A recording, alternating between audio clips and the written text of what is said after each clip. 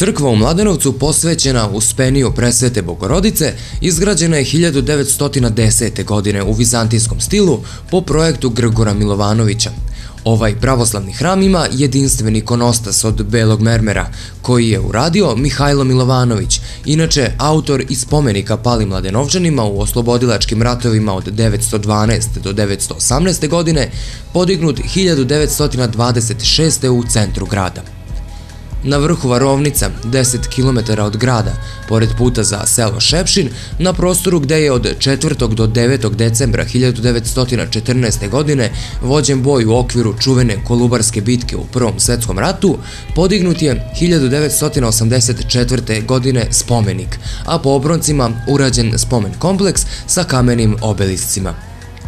Spomen česma Crkvenac nalazi se u užem području grada, a izgradili su je srpski vojnici 1915. godine u znak zahvalnosti prema sanitarnoj misiji škotskih žena koje su na ovom prostoru lečile srpske vojnike.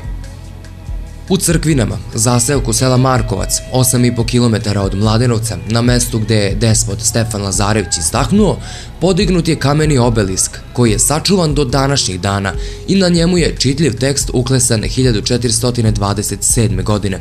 Ovo vredno spomen obeležje nalazi se u hladu raskošnih krošnja lipa, kraj sadašnje seoske crkve, sagrađene 1884. godine.